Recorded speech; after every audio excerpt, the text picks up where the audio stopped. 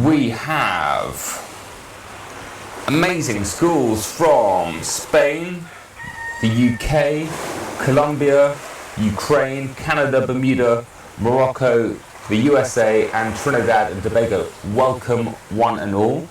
And we have some special shout outs. Hello from London, Colney Primary School. They say, we love what you're doing to save the oceans, respect the earth, and that is hashtag Year 5 Turtles. Well, thank you for being so passionate about the oceans as well. It's really great to have you with us. We've got a shout out to Year 5, Glytha Primary School in Newport, South Wales. You've been learning about ocean acidification in your science lessons, and great to have you tuned in today. You're the experts, so I'll come to you to support any answers I'm having trouble with. Wonderful to have you with us. Please say hello to Year 5 at St Joseph, Berkeley. Hi Year 5! Great to have you with us. And apparently it was Harry's birthday yesterday, so big happy birthday to Harry for yesterday. Great to have you with us too. We've got Year 2 at Swans Primary. Really enjoyed Monday's investigation. Brilliant. Really excited and super excited to have you with us today. Big shout out to Mississippi and Nile class, Year 5 classes at Holy Trinity School in England. Hi. St Anne's Catholic Primary School in Solihull are doing an awesome job. You're awesome. That's brilliant. Just keep it up and keep on helping our wonderful earth. What a great message for this morning. Hi to P7K at Northbure Primary in Kirriemuir in Scotland. Big good morning to all of you. Leatham School, they would like to say hello from chilly Scotland. Wish we could be in the Caribbean heat with you. It is wonderful when it is at the moment 7 o'clock in the morning. When it gets to midday, I can tell you the Caribbean heat is just that little bit too much. And I'd like to say hello to all the children also at Bridgerall Primary School in Devon in the UK. Really great to have all these classes with you, and a big good morning to all of you. So, what are we doing today? Well, we're going to do a couple of live investigations looking at some of the processes that are happening in the ocean and how those might affect corals and other animals. And then we'll have time for a Q&A session afterwards, and wonderful that so many of you have submitted those in advance. So I think we've got a couple of key words coming up for you shortly, just to get your brains into action and see if you can solve these anagrams.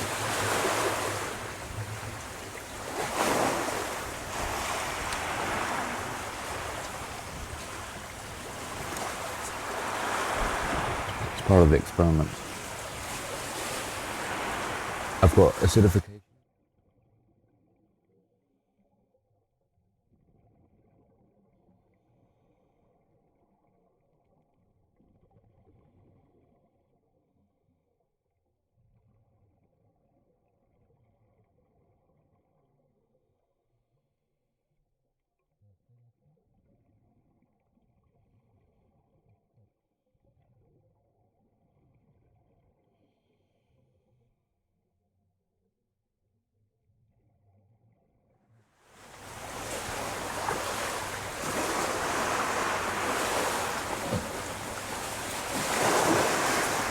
I wonder how you got on. Certainly the first one I found a bit tricky, but it's a really important gas we'll be talking about today. That's carbon dioxide.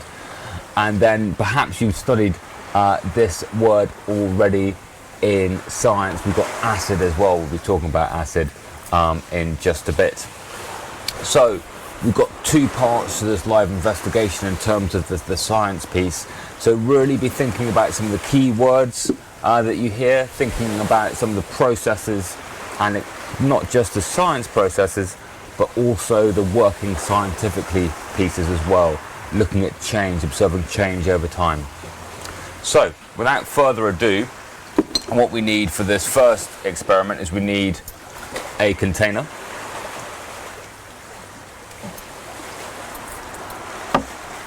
You'll need some fresh water.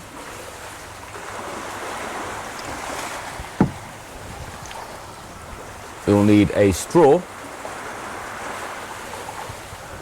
And you'll need some way of sensing the pH.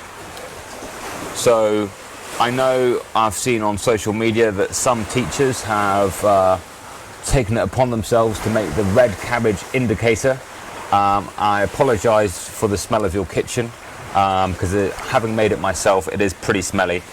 Today, though, we have a pH indicator strip.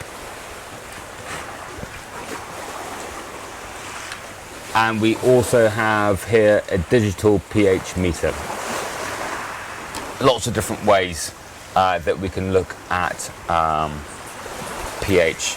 And just to talk about pH and acidity before we get started. Now, pH is how we measure the acidity of something. You probably all get a sense when we talk about acids and alkalis, and we think that, you know, we have pH neutral, which is 7. Everything above that is alkaline, anything below that is acid. It's not quite true. So pH is just a measure of acidity. So as it goes down, numbers 10, 9, 8, 7, 6, 5, 4, 3, 2, 1, as that goes down, it's just a measure of how more acidic a substance is becoming. So you may come across acids in everyday life, so citric acid, and that would be lower on the scale from lemons and fruit like that. We're talking about the ocean here, and over time we have this process called ocean acidification.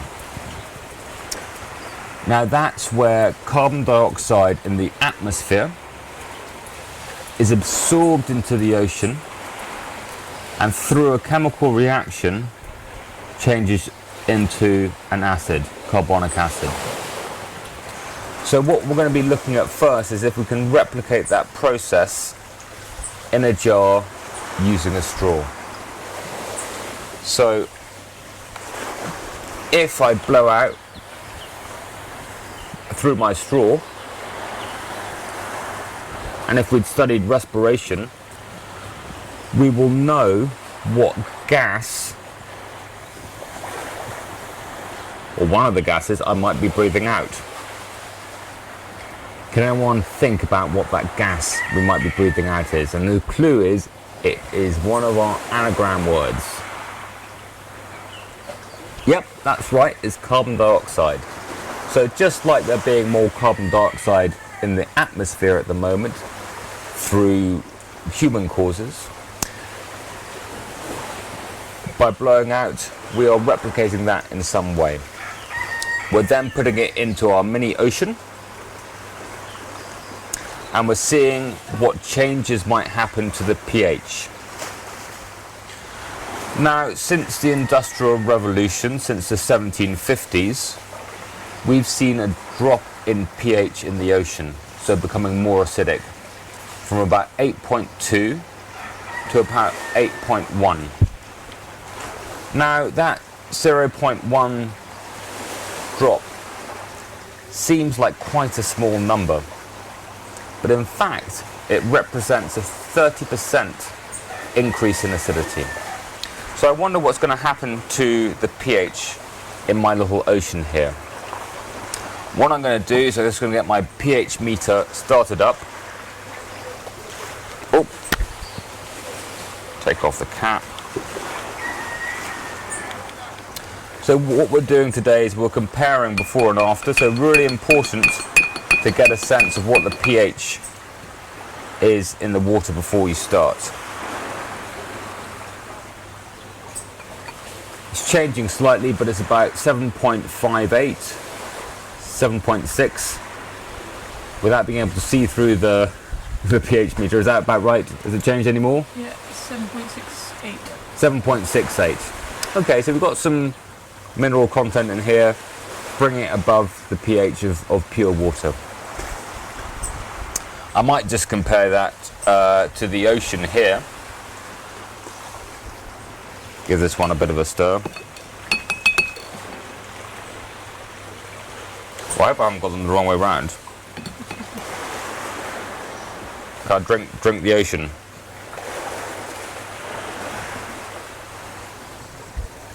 No, I have got them the right way around. So I'm just going to leave that there for a bit. It's just calibrating a bit. But we're getting up towards, we've gone above 7.8. And it's keep climbing. But I'm just going to leave that there for a while. So we were on about 7.6 something. Mm-hmm. So what we're going to do, we're going to take our mini ocean, take a straw, nice reusable straw here, so we don't cause plastic waste too much. And I'm going to blow into it, and I'm going to do that for 1 minute, then have a break, and then do it for another minute. And I'm going to rely on Ellie to count me for my minute, if that's okay. So, a couple of things to remember: don't blow too hard. If you blow too hard, oops, you get water everywhere. So blowing gently. The other thing to remember is don't blow for too long. We don't want you getting out of breath and keeling over. So, are we all ready to acidify our oceans and see what happens? 3, 2, 1, go.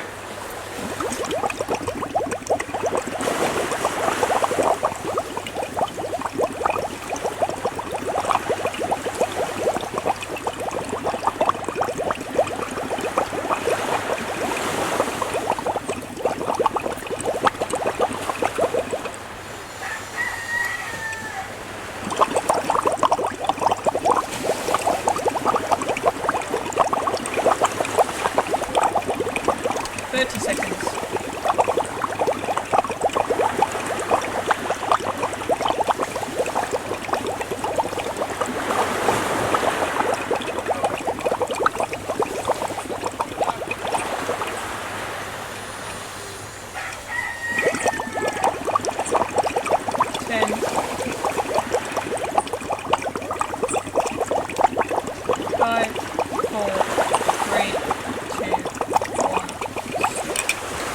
Wowee.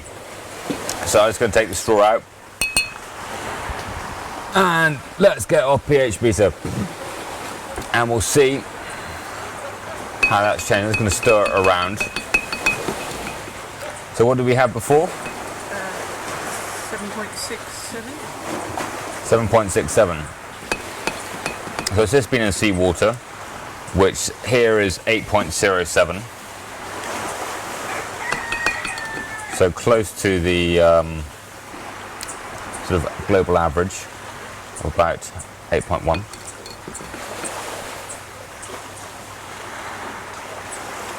We'll continue to fall. So I'll just hold this up and then you can tell me when it starts to stabilize. Can you see that there? 6.818. Still falling. So I wonder if this is a similar process and if this is what you predicted would happen. So if we add even more carbon dioxide, I wonder what's going to happen still. 6.69 and falling.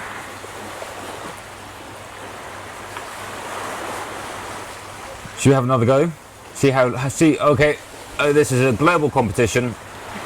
You've got 1 more minute and the lowest pH gets a prize. I don't know what it is yet. So here we go. 1 more minute and the lowest pH gets a prize. We'll work it out. 3, 2, 1, go.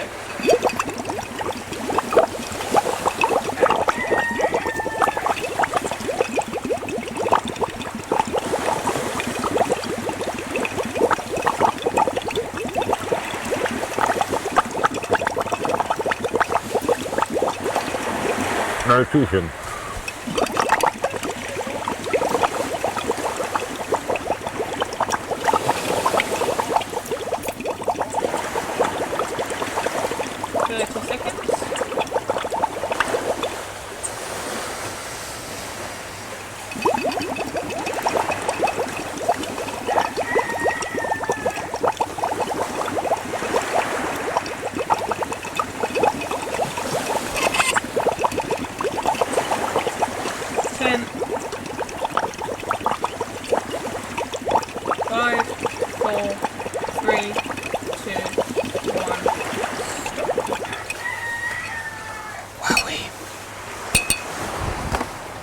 Okay, so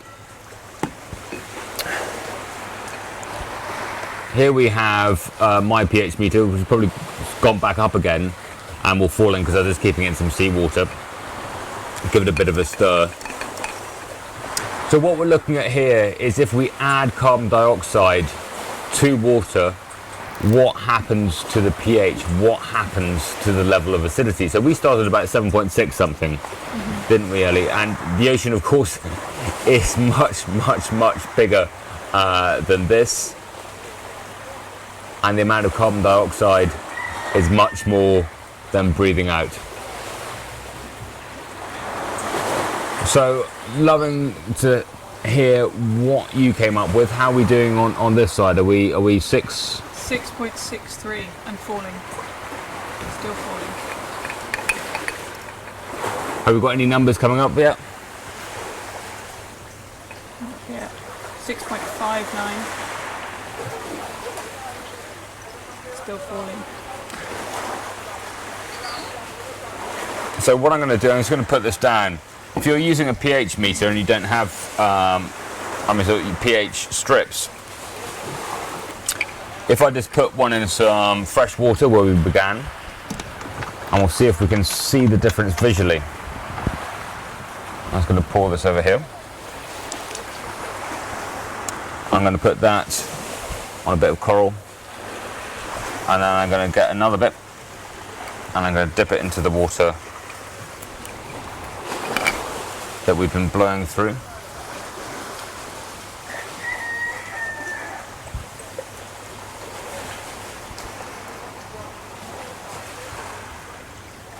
And there is a monumental, very, very difficult to see any difference at all.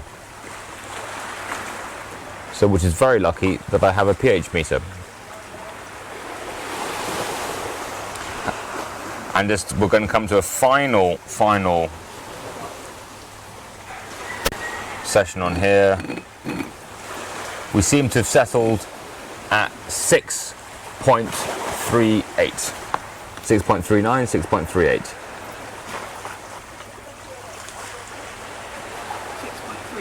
6.38.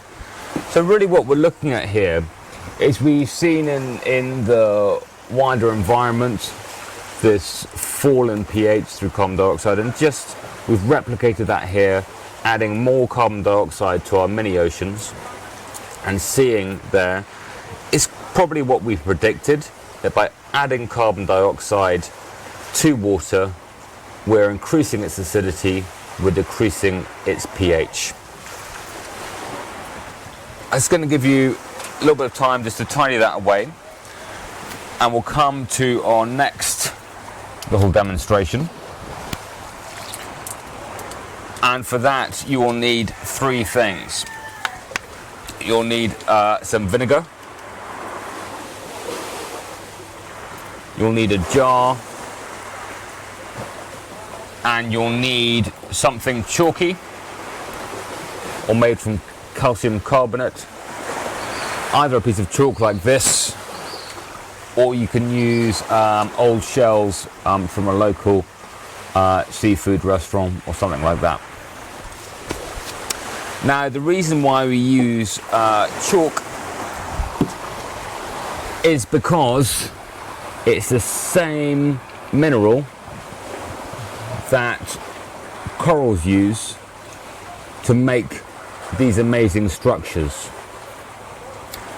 So the coral polyp takes calcium carbonate from the water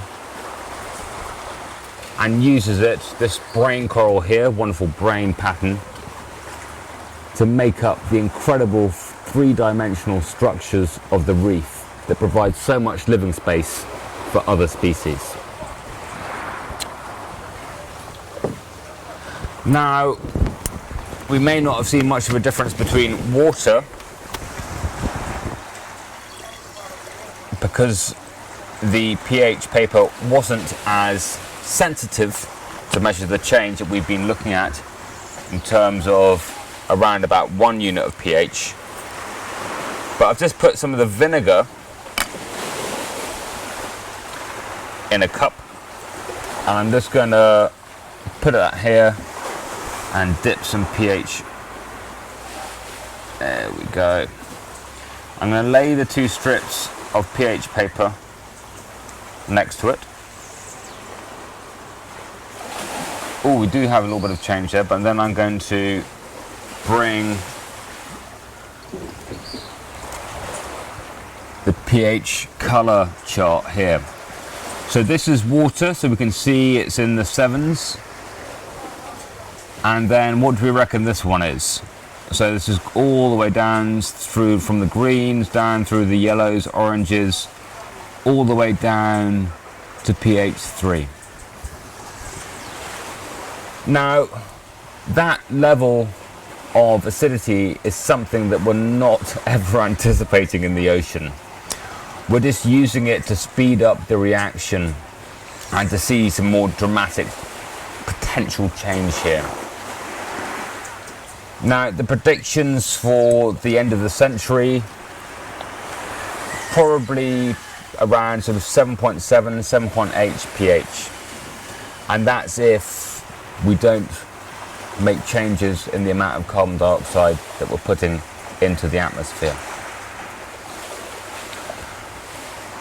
What I'm going to do is we're going to observe something. I've got no idea really what's going to happen, but I'm going to take my coral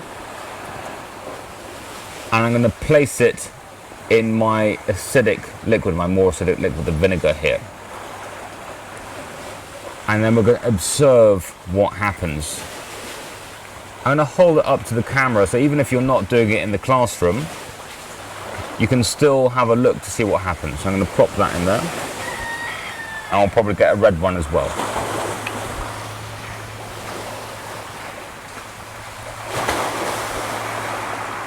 Just have a look to see what's happening.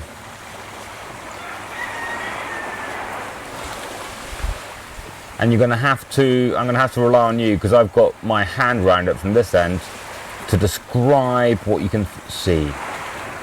Now, observing is a really important skill in science, and much as the scientific breakthroughs that have happened here have happened because a scientist has gone out onto the reef and going, that's odd, I haven't seen that before, or how does that work, or what's going on there? So observing, an incredibly important skill to have as a young scientist, or any age of scientist really.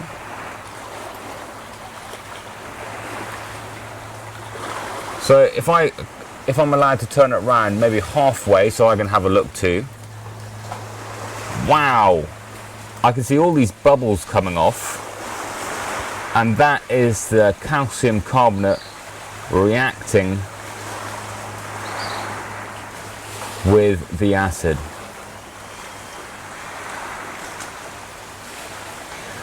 So if corals are also made out of calcium carbonate, what might be happening to them? Well, this is something that scientists have been studying, not just with coral, but with other species in the ocean as well, especially those ones that make up their shells or structures from calcium carbonate. An example where a lot of research has been done because of the economic value has been oyster beds off the west coast of the US. I'm going to put this down for now. So what we can see is a reaction between the calcium carbonate, we can see those bubbles, we can see something's going on, and the vinegar. Now, at the moment we don't quite see, we don't have the corals dissolving, reacting like that into the ocean. But what ocean acidification has done is it makes the calcium carbonate in the water harder to find, there's less of it. Because there's less living things that need it to make their structures or skeletons have to use more energy to get what there is. If they're using more energy to build their structures, a couple of things might happen. First, They might decide, well, I'm not going to build as strong a structure as I might have done in the past, so these can be more fragile. And second, if they're using more energy for building, they've got less energy for other things such as growth and reproduction. So at the moment, what we see is that ocean acidification is having an impact on some species in the ocean. Now, there's a huge amount of research going on in this field, and with all stories in science and what's happening in the natural world, there is so much variation. Some species live in what's called the Intertidal Zone, and that is where they have both salt water and that higher pH from the ocean, and fresh water and that lower pH coming from land. Maybe they are better at coping with these changes. We also see it in the ocean with animals that move up and down the water column, such as tiny plankton called copepods. And there's research showing that if you travel through different levels of acidity in the ocean already, you might be better equipped to deal with changes that happen in the future. But today is a little bit about looking at the threats, understanding those a bit more to the coral reef. I've got a little test for you and some questions for you before we move into the Q&A section of this live investigation. See if you can answer these. Make sure that everything's tidied away. You don't want to be knocking over jars full of red cabbage water or vinegar in the classroom, and we'll be back with you in a couple of minutes.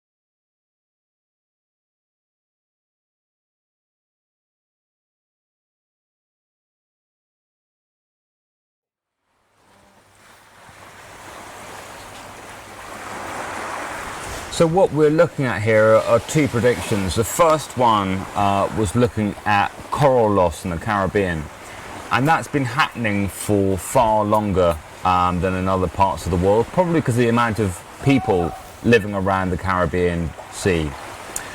And it's quite an amazing statistic that really since the 1970s we've had this, half of coral cover, over half being lost. And these are the kinds of stories that we're seeing in the media about the potential future of coral. But I think it's really important to remember that reefs do recover. Reefs have been hit by big storms and other natural events over the past centuries and millennia, and they have recovered. And the second question was about the recovery from Hurricane Omar in 2008 and a bleaching event where warming in the ocean harms corals in 2010 that happened over on Bonaire. And what's really heartening to see is that with good management and a little extra help, that coral reefs do recover. So this is a story of hope when we talk about coral threats. Now, a chance to answer all your wonderful questions. Well, hopefully we have 12 minutes left, do we? Mm-hmm. So this is going to be quite quick fire. Anything that we don't get to in this session, we'll bring those questions over to our coral Q&A, which is in sort of 2.5-3 hours time, I think. So do watch that on catch up if I don't get to your question quite today. So here goes. These are going to be quite quick fire. Well, first we're going to go to Northmuir Primary School, and the first question is asked by students both at Northmuir and Bridgerall Primary. What is the coolest thing you've ever seen underwater? Wowzers! I love the spotted eagle ray just over here. I love Christmas tree worms. They're very, very cool. And I think the first time you see Nemo is just an awesome event.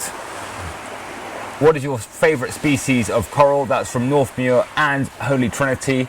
My favourite species is the elkhorn, but I also love the massive boulder corals that you see more in the Indo-Pacific. I quite like the brain corals as well because they look like somebody's plopped brains on the seafloor. So some really cool coral shapes out there. What do you do if you lose your diving partner while underwater? Don't panic. So stop, do a really slow 360, see if you can see them. Remember not to just look horizontally, look up and down. If they're a bit further away, it may be the bubbles that you can see that will show you where they are. And if the water's cloudy or the visibility is not good, you may have a banger on your air tank, and you can bang that, and you can use sand to communicate underwater. Really important not to panic and to find them in a really steady and structured way. How do you feel when you see an animal stuck in plastic? And that's Northmuir and Holy Trinity. Really good question. I think plastic is such an obvious and visual way in which we're harming some wildlife. There's lots of ways in which we can improve our relationship with the rest of the natural world. We are part of the natural world, but it's very sad because it is a very visual statement for how we are probably not living in the best harmony we can with nature. From Northmuir, do fish sleep in the coral? Yes, they do. What I love, and we may have a photograph of this on the website, is that parrotfish make a mucus sleeping bag for themselves to sleep on the reef. And one of the reasons they do that is so that the sharks hunting at night can't smell them out. Leitham Primary, do corals have a digestive system? Yes, then they share that amongst all of them. They all have mouths, but the digestion is shared among the whole colony. Do coral polyps sleep?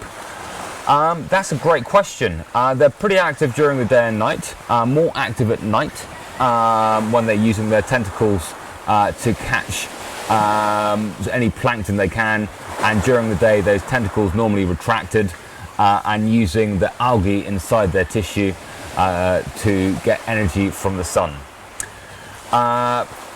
Another one is, if coral communities get ripped apart, will they die? It really depends on the type of coral. And so there's some coral communities, if you have a big storm, especially these are more sort of in the Indo-Pacific region, they say, thank you very much for battering us apart. All our little bits will grow into new coral colonies. So really different species adapted to different places, and so you can't say one thing applies to all coral. St. Joseph's Catholic Junior School, what is your favourite coral reef?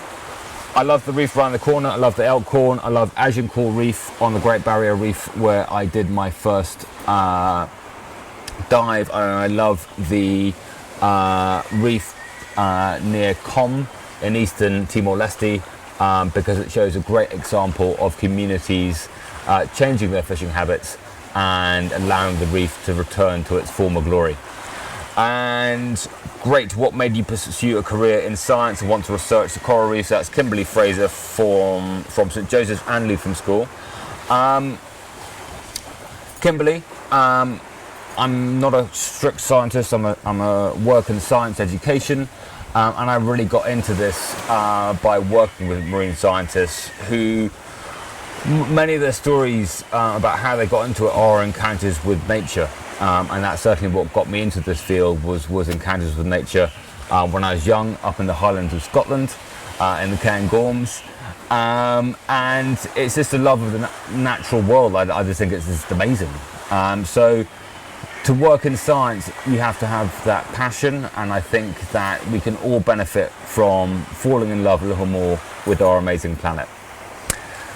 What is the favourite part of your job? Speaking to you guys and being able to share and act as that bridge between the wonderful research teams here and up in the Arctic and the other places we work, and helping you become part of these expeditions. What do you least like least about your job? Being too hot or being too cold? So too hot in the tropics and too cold in the Arctic. So there's such wonderful environments to be experiencing that it's pretty easy to put up with if truth be told. Holy Trinity Primary. What would happen if all the coral dies? Not great, but more importantly, I'm going to ask you is what are we all going to do to support coral so it doesn't all die? I think that's a more interesting question to go for. I mean, 25% of all marine species are reliant on coral, so let's all think about what we can do. Why did you choose to be a coral researcher? Great question. And do join in to all the Meet the Expert sessions where we have great researchers working here at Carmarby. What has been the best experience that you've had while on expeditions? I mean, I think we get to come to these amazing places, which is really, really special. And the best one, I think, was almost in terms of coral, was working with communities and seeing how they are looking after their reef in East Timor. We've got some videos of that work on the website. Where are we? Glytha Primary School. Are there any ways to combat ocean acidification, such as planting trees underwater to absorb CO2? And that's from Charlie and Fionn. Charlie and Fionn, that's a really good question. I mean, trees not going to be terribly happy underwater, but there are what we call sort of geoengineering projects. Like how can we get more things in the ocean to take up carbon dioxide? There's an idea of dumping iron filings in the ocean to increase algal blooms and algae that will take up carbon dioxide. I mean, the main thing is to reduce it at source, so reducing our carbon emissions overall rather than looking necessarily at these geoengineering solutions, which is what we call it when we sort of play with nature in that way. This is from Jenny. Jamie, have you ever been to a place where ocean acidification was so bad that there were very little numbers of fish and other marine animals living there? I haven't, but there are examples of sort of underwater seeps of carbon dioxide, which sort of almost predict the future of what the oceans could look like, and those give us quite a good indication of what future oceans may be like. And there's some famous examples off Malta, if you have a look for that online, but I haven't seen those personally. This is from Hugh. How many species of marine animals have already been affected by ocean acidification?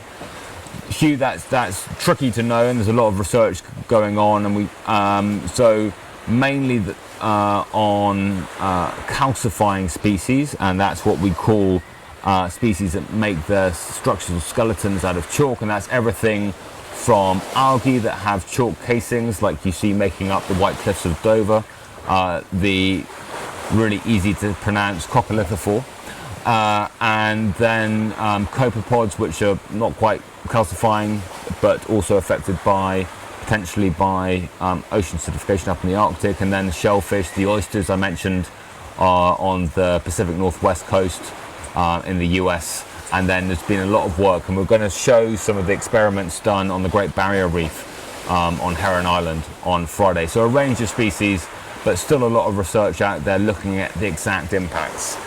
From William, how deep does ocean acidification go? William, great question. It's a surface process, so there's carbon dioxide in the atmosphere interacting with the top layers of the ocean, but we do remember that there is massive ocean circulation, So we've got those surface layers and that surface pH being taken down to depth by, especially, really great example is the cold, salty water in the Arctic falling rapidly down to the bottom. So that process will take, decades, if not centuries, to take that surface change of pH down to depth. Which ocean is the most acidic? And that's Hegate. It's the Arctic Ocean because gases more readily absorb into colder waters. Bridgewall Primary, how do I become a marine biologist? Fall in love with nature, study science, and make a massive cool display with all your friends of coral for your community, family, school to see.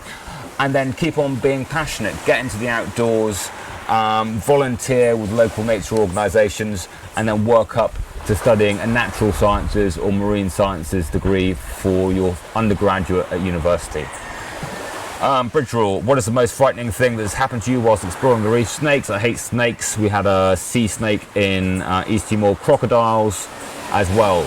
Crocodiles and snakes in the water, generally a bad thing for me. Anyway, snakes not aggressive, crocodiles. Anyway, that's, I don't want to have, think back too much.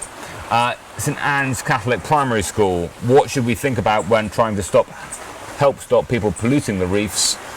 Think about what you can do locally. I mean, I think there's two things, like water quality and air quality are things that we can do everywhere. So just think about how you're changing gases in the air, especially carbon dioxide, and how not to put too much horrible things down in the sink. So really do think about those couple of things. How do you feel as a marine biologist about the state of the reefs and the oceans? I think collectively we've been talking about this a lot at Kamabi over the past few days during Coral Live. And yes, we see the same news that you do. We see the bad news stories, but what we also see is a lot of hope. We see reefs here that were taken out, 20 years ago by Hurricane Lenny, and that they're growing back. We see, corals that we thought were slow growing 40 centimeters in a year. So we see hope, and we see if we take the right action, then we can really support this amazing place. How many coral reefs are in danger? Most of them, and so that is those really being affected by local human inputs. So if the people near a reef, you've got coastal development, you've got overfishing, you've got water quality, you've got sewage, that kind of thing. More widely, we've talked about this ocean acidification and ocean warming piece, but it really depends sort of what's going on around it. So a really healthy reef will be better able to recover from any events caused by ocean warming. But these are things that we really need to work on and study more. What can we do as children to help start saving the coral reefs, St Joseph, St Anne's and Bridgerel? Really wonderful question. Learn more, share more, love more. There we go. 3 things to do on coral. Now we have, we're over time, but I'm just going to do 2 questions. London Colby Primary in Hertfordshire. How does the coral reef affect the sea and the sea life? It provides a wonderful home for 25% of all marine species. How deep is the ocean? Roughly 10,972 meters, and that's a new measurement by Victor Vescovo at the 5 Deeps expedition this year. Whew! You guys are awesome. Thank you so much for being part of this live investigation. Thank you so much for all your wonderful questions as well. They're really, really fab. It's goodbye for now from us. We're back in 45 minutes with a wonderful 3D animation experience of the inner workings of the coral reef. So do tune in for that. And thank you again. For now, it's goodbye from Curacao and goodbye from Coral Live. Bye.